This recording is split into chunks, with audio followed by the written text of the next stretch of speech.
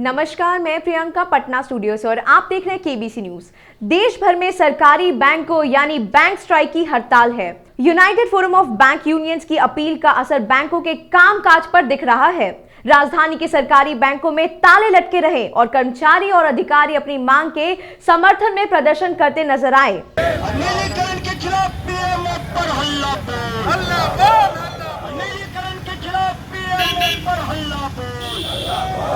और बैंक कर्मी सड़क पर क्यों, प्रधानमंत्री जवाब दो। और बैंक कर्मी सड़क पर क्यों, वित्त मंत्रालय जवाब दो। और बैंक कर्मी हड़ताल पर क्यों, पीएम जवाब दो। बता दें कि दो सरकारी बैंकों के निजीकरण के प्रस्ताव के खिलाफ सरकारी बैंकों में 2 दिन हड़ताल का आज दूसरा दिन है। बैंकों के यूनियन की अगुवाई करने वाले United forum of bank unions ने सरकारी बैंकों के निजीकरण के प्रस्ताव का विरोध किया है। काफी पहले ही बैंक से जुड़े यूनियन ने 15 से और 16 मार्च को हड़ताल की अपील की थी। आज इस हड़ताल का असर राजधानी के अलग अलग हिस्सों में मौजूद सरकारी बैंकों में दिखा।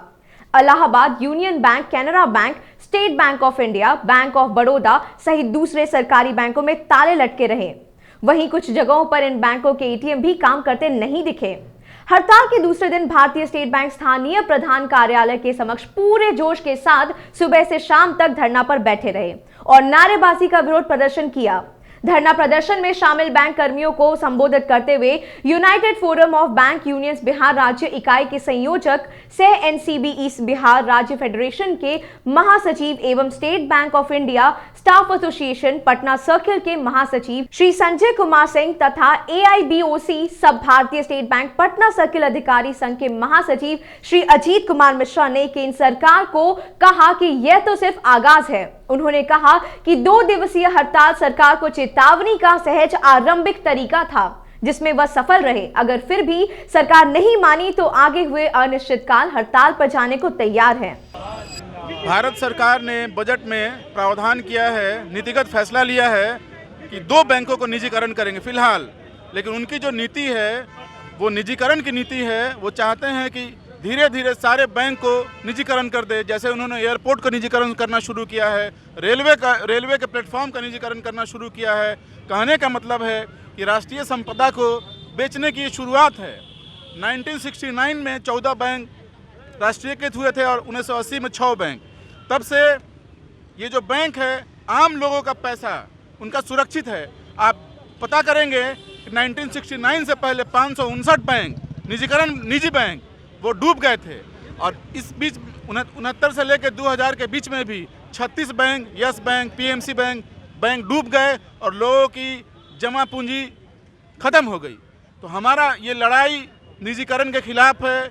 हम सरकार को अभी सांकेतिक हड़ताल 2 दिनों के सांकेतिक हड़ताल से चेता रहे हैं कि इसको वापस ले। अगर वो वापस नहीं लेंगे तो हम सड़क से लेकर संसद तक हम पूरे बैंकिंग सिस्टम को बंद कर देंगे। हम अनिश्चितकालीन हड़ताल तक जाएंगे। देखिए, आंदोलन तो किसानों ने भी किया, लेकिन फायदा तो कुछ नहीं हुआ। आपको क्या लगता है कि आपके इस आंदोलन से कुछ होने जाने वाला है? बिल्कुल होने जाने वाला है। हमने जब लड़ाई लड़ी है हमने जीती है और ये हम दिखा देंगे इस बार कि सरकार को ये वापस करना ही पड़ेगा। निजीकरण इस देश में नहीं चलेगा। अगर निजीकरण देश में चलेगा तो आप और हम जैसे लोगों का पैसा सुरक्षित नहीं होगा और अबानी और अंडानी जैसे बड़े बड़े लोगों के हाथ में बैंक की कमान चली जाएगी और आम आदमी ना तो जनधन खाता खुल पाएगा, ना तो किसी को मुद्रा लोन मिल पाएगा, ना शिक्षा ऋण मिल पाएगा।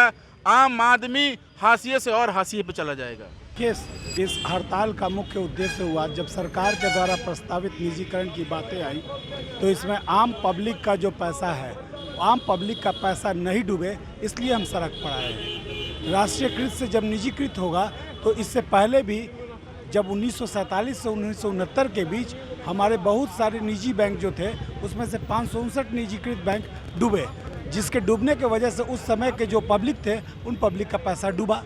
उसके बाद फिर 1969 से लेकर अभी 2018 तक करीब 36 निजी बैंक डूबे, तो फिर उसमें भी पब्लिक का ही पैसा डूबा। तो हम जो है नहीं चाहते हैं कि हमारी पब्लिक की पैसा, गाड़ी कमाई जो उनकी है, वो डूबे। जब निजीकृत बैंक हो जाएगा तो हम ग्रामीण क्षेत्रों में अपनी शाखाओं को बंद करने का सरकार करेगा, क्योंकि वहाँ पर हम बहुत ज़्यादा कमाई नहीं कर पाते हैं, लेकिन हम जन विकास का काम करते हैं, इसलिए ग्रामीण क्षेत्रों में हम बैंक खोलते हैं। तो सरकार जब निजी हो जाएगी तो अपनी फ़ायदा के लिए हरदम देखेगा। जिसके पास भी रहेगा निजी बैंक, मान लीजिए हमारा ही निजी बैंक होगा तो हमें जहाँ से फ़ायदा होगा वहाँ खोलेंगे, जहाँ नहीं फ़ायदा होगा वहाँ बंद करा देंगे। तो आम पब्लिक को उससे नुकसान होगा, देश के विकास में बाधा होगी। सरकार कहाँ समझे इस बात को? मैंने पहले भी बताया कि किसान भी आंदोलन किए, फ़ायदा कुछ नहीं हुआ। 2-3 महीने तक बस रैलियां होती रहीं, लोग जुटते रहे, लेकिन सरकार को उसके ऊपर कोई प्रभाव नहीं पड़ा। तो आप जो इस छोटे से स्तर पे कर रहे हैं, इससे क्या हो? सरकार यह 1990 से राष्ट्रीयकृत बैंकों को प्राइवेटाइज करने का प्रयास करते रहा। हमारा इसी तरह का समय समय पर हड़ताल उसे मजबूर करते रहा और पिछले 31 सालों में वह राष्ट्रीयकृत से निजीकृत नहीं कर सका। हमें ये विश्वास है कि हम आने वाले अगले 50 वर्षों तक भी उसे निजीकृत करने नहीं देंगे। उन्होंने जानकारी दी कि इस 2 दिवसीय हड़ताल में बिहार और झारखंड में अवस्थित भारतीय स्टेट बैंक कार्यरत हजारों बैंक कर्मियों ने हिस्सा लिया और यह 2 दिवसीय हड़ताल पूर्णतः सफल रहा। इन 2 दिनों में बैंक हड़ताल से लगभग हजारों करोड़ रुपए का लेन देन व व्यवसाय प्रभावित रहा। उन्होंने हड़ताल को सफल बताते हुए हड़ताल में शामिल सभी बैंक पदाधिकारी तथा कर्मचारी संगठन के नेताओं, बैंक कर्मियों एवं वैसे वाणिज्य संगठन के नेताओं जिन्होंने मीडिया के माध्यम से हड़ताल के समर्थन में ध्यान दिया, उन्हें सहयोग के लिए धन्यवाद दिया तथा इसी तरह एकजुट होकर आने वाले दिनों में पूरे जोश के साथ आंदोलन करने की अपील के साथ ही ग्राहकों के असुविधा के लिए खेद व्यक्त किया। ऐसी ही खबरों को जानने के लिए बने रहे हमारे साथ और देखते रहे केबीसी न्यूज, आपको रखे कदम आगे।